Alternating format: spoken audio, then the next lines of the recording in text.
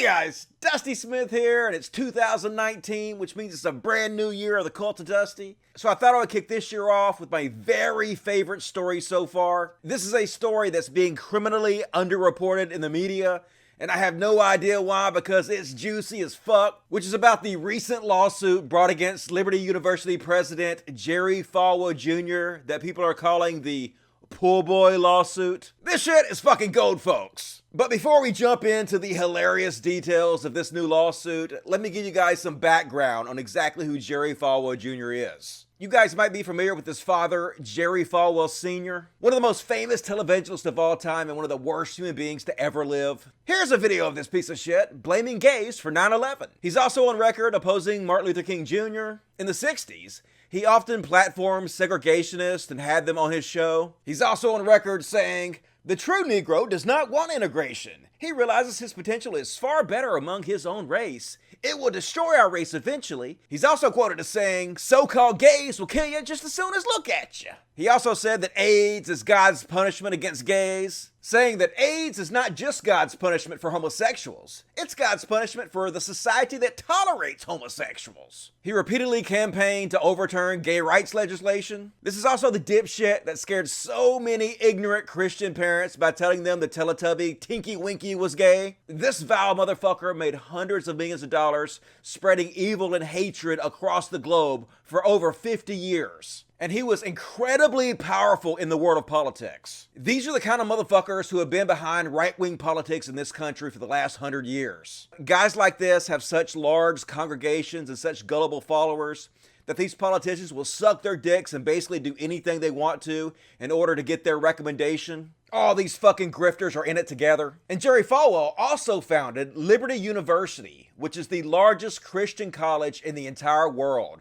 This place has over 110,000 students. It's an incredibly powerful organization with huge reach. So eventually, thankfully, this evil asshole dies off, and he leaves his ministry and his college to his son, this chud, Jerry Falwell Jr., who it turns out is just as big of an asshole as his father is. After all, when your entire ministry is built on hate, you sorta have to keep that shit going, or all the assholes that support you will bail and take their money with them. So this asshole keeps the hatred and bigotry going. He wrote a letter threatening CPAC, which is a conservative conference, threatening them so that they would quit sponsoring a gay group. At his university, they refused to grant official club status to a Democratic group because that group believed in gay marriage. He insisted that Liberty University would stop participating in programs where the federal government barred them from discriminating against homosexuality. And also, at his fucked up school, being gay is possible grounds for expulsion. Dude is just a giant homophobic piece of shit exactly like his father was. Which is not only outrageous in 2019, but it's also scary as fuck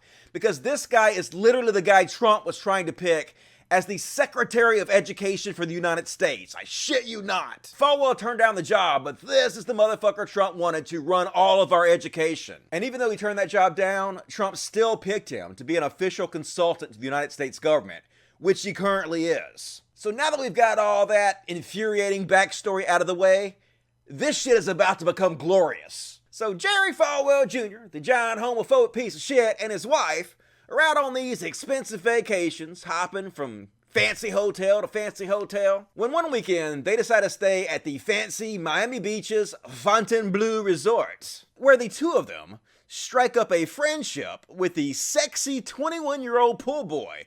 This hot motherfucker right here. I fucking love this guy's name. It's Giancarlo Granda. Because of course it is.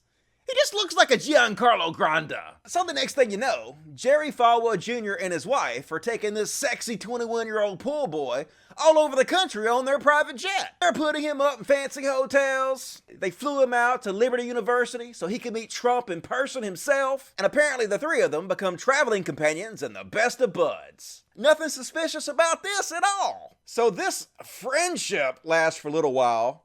And then the next thing you know, Jerry Falwell Jr. meets with Michael Cohen, which many of you might remember was Trump's lawyer, who was hired by Trump and ordered to set up hush money payments to silence women that Trump had had affairs with. Well, Jerry Falwell Jr. meets with Michael Cohen, and the next thing you know, he decides to give $1.9 million to Giancarlo Granda for some unknown reason. That's right, folks. Out of the blue, Jerry Falwell Jr., the president of Liberty University, decides to give his 21-year-old pool boy friend $1.9 million so he can buy any business he wants for himself. Eventually, Jerry Falwell Jr. ends up giving this kid $4.65 million in total. Nothing to see here, folks. This is all completely normal. But the shit gets even fucking crazier. I shit you not. Jerry Falwell Jr. and his 21-year-old pool boyfriend take $4.65 million, and what do they buy with it? These two bought a hotel/hostel in Miami Beach that Politico magazine referred to as a gay flop house. These two fucking literally bought a gay hotel. A hotel that traffics almost primarily in young, poor, disenfranchised gay boys. The place even has a fucking built-in liquor store. Jerry Falwell Jr. and his 21-year-old pool boyfriend literally bought a hotel that gives them unlimited access to poor, disenfranchised young gay men. And almost nobody's fucking talking about it. How can this be real life? So needless to say, this has caused some people to suggest that Jerry Falwell Jr. might be a little bit gay. Now don't get me wrong, folks, I'm not saying that. Who knows? Maybe there's a completely reasonable explanation for all of this. Maybe Jerry Falwell Jr. was just worn out by preaching the love of Christ to everybody. And he was like, I need a vacation. So he went to some fancy hotels, and while he was there, he met a 21-year-old pool boy. And he was like, man, I really want to preach the love of Christ to this kid. And so he struck up a friendship with the kid so he could teach him the love of Christ. And he invited him on his private plane so he could teach him the love of Christ on his private plane. And him and his wife carried the pool boy around with him from hotel to hotel so they could continuously minister the love of Christ to him wherever they went. And who knows, maybe one day this hot 21-year-old pool boy was like, damn, Jerry Falwell Jr., you've ministered the shit out of the love of Christ to me. You've ministered the love of Christ to me so hard and often. And then maybe Jerry Falwell Jr. was like, hell yeah, dude, I would love to minister the love of Christ to lots of gay young men. So then they got together and they bought a gay hotel together so they can minister the love of Christ whenever they want to tons of young gay men. I mean, who knows, right? Anything's possible with Jesus. And honestly, folks, this is the story that keeps on giving. It's hard to believe this is actually true. The only reason we know about any of this is because when they were doing this deal, they fucked over a guy whose name is Jesus, and he sued them. Literally, the only reason we know that Jerry Falwell Jr. bought a gay flophouse with his 21-year-old pool boyfriend is because they got sued by Jesus. I can make this shit up, folks, but I don't even fucking have to. Sometimes reality is just chef's kiss. But here's the thing, folks.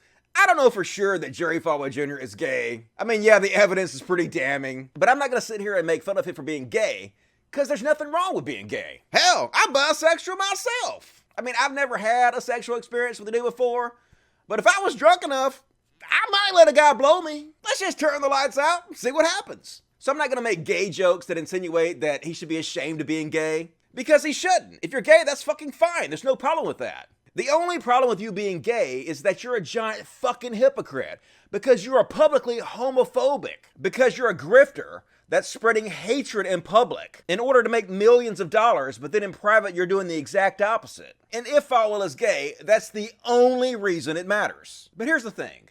Even if it turns out Falwell is not gay, that still doesn't make anything he has said about homosexuals any better whatsoever. It does not make it any more acceptable. Whether he is gay or not, that shit don't matter. He should be called out for his homophobia. He should be publicly shamed. People like Trump should be publicly shamed for being associated with him. And anybody who has anything to do with this asshole should be publicly shamed for it. Gay or not, this bigotry and hatred is not fucking acceptable. Yes, if some other smoking gun evidence comes out that definitively proves that he is gay, obviously he should be pilloried for being a hypocrite. But either way, fuck this guy. The fact that still in 2019 we have assholes like this in charge of one of the largest colleges on the planet is a problem. The fact that this guy has so much political power is a fucking problem. And it don't matter if he's fucking gay or not. And that brings me to the recent terrifying interview Jerry Falwell Jr. did about Donald Trump. He was asked, you said recently that conservatives and Christians should stop electing nice guys. Aren't Christians supposed to be the nice guys? And he says, of course, but that's where people get confused. I almost laugh out loud when I hear Democrats saying things like, Jesus said, suffer the little children to come unto me, and try to use that as a reason we should open our borders. It's such a distortion of the teachings of Jesus to say that what he taught us to do personally, to love our neighbors as ourselves, to help the poor, can somehow be imputed on a nation. He even goes on to say, there are two kingdoms. There's the earthly kingdom and the heavenly kingdom. In the heavenly kingdom, the responsibility is to treat others as you'd like to be treated. In the earthly kingdom, the responsibility is to choose leaders who will do what's best for your country. And this really is terrifying, folks. These powerful Christian men are outright telling their congregations that you only have to love your neighbor and treat everybody like you'd want to be treated in the heavenly kingdom after you die. They've totally moved the goalposts on the teachings of Christ now in order to allow them to get away with being complete fucking shitheads. In order to explain away why they don't give a shit about all the bad things Trump does, with a simple wave of the hand, they've swept the best teachings of Christ under the carpet. Basically, the only redeeming goddamn thing about this religion is now gone. They even asked him outright, is there anything President Trump could do that would endanger that support from you or other evangelical leaders? And he answered immediately with one word, no. There's literally nothing fucking Trump could do to ever lose his support. But that is abso-fucking-lutely not true. There is one thing Trump could do that would lose the support of all these fucking con man televangelists. All he would have to do is start going after them for their fraud. All he would have to do is start challenging these con men and taxing them. They would turn on his ass in a fucking heartbeat. And that is the only reason they support this guy, because they know he will never fucking turn against them. Birds of a feather flock together, and these con men all love each other. That's the exact reason all these televangelists love the shit out of Trump. They know they can grift their congregation completely unimpeded by Trump, and that's why they love him. These hateful, bigoted, asshole con men are literally running our country right now, and it's time for this shit to stop. So how do we stop it?